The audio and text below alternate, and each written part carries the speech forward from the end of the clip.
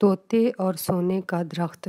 ایک جنگل میں ایک طوطا اور طوطی رہتے تھے۔ ایک دن طوطی اداس بیٹھی ہوتی ہے۔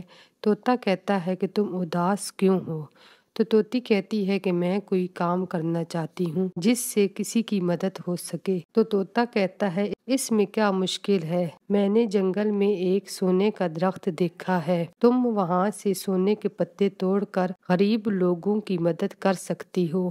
طوطی بہت خوش ہو جاتی ہے۔ طوطی ایک گھر پر جا کر بیٹھ جاتی ہے۔ وہاں پر ایک میاں بیوی رہتے ہیں۔ بیوی اپنے شوہر سے کہتی ہے کہ گھر میں کھانے کے لیے کچھ بھی نہیں ہے اور تمہاری دوائی بھی ختم ہو گئی ہے، اب میں کیا کروں؟ پھر طوطی جاتی ہے اور ایک سونے کا پتا توڑ کر ان کے گھر میں پھینک دیتی ہے۔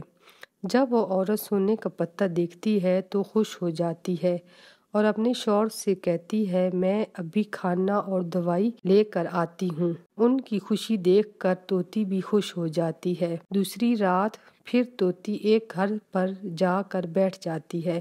اس میں ایک بہن اپنے بھائی سے کہتی ہے کہ مجھے کتابیں اور بستہ لا کر دو، میں نے اسکول جانا ہے۔ تو اس کا بھائی کہتا ہے کہ میرے پاس پیسے نہیں ہیں، میں تم کو نہیں لے کر دے سکتا۔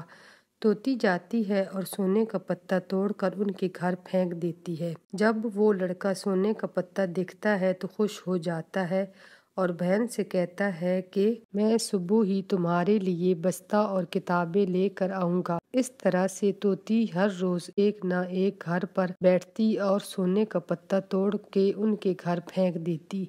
سب لوگ حیران ہوتے ہیں کہ یہ سب کون کر رہا ہے۔ یہ بات بادشاہ تک پہنچ جاتی ہے۔ بادشاہ اپنے ملک میں اعلان کرواتا ہے کہ جو بھی اس کے بارے میں بتائے گا اس کو منہ مانگا انعام ملے گا۔ طوطی پھر اداس بیٹھی ہوتی ہے تو طوطا کہتا ہے کہ تم اداس کیوں ہو؟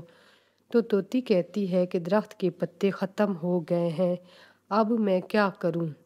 تو طوطا کہتا ہے کہ میرے ساتھ چلو۔ دونوں بادشاہ کے محل جاتے ہیں۔ طوطا بادشاہ سے کہتا ہے کہ میں اگر آپ کو سونے کے پتوں کا راز بتاؤں تو مجھے کیا ملے گا؟ تو بادشاہ کہتا ہے کہ منہ مانگا انعام ملے گا۔ تو طوطا سارا قصہ سناتا ہے تو بادشاہ خوش ہو جاتا ہے۔ وہ طوطے سے کہتا ہے کہ مانگو جو مانگنا ہے۔ تو طوطا کہتا ہے کہ مجھے سونے کے پتوں والا درخت چاہیے۔ بادشاہ کہتا ہے ٹھیک ہے، ہم تم کو سونے کے پتوں کا درخت دیں گے اور میرا وعدہ ہے کہ اس کے پتے کبھی بھی ختم نہیں ہوں گے۔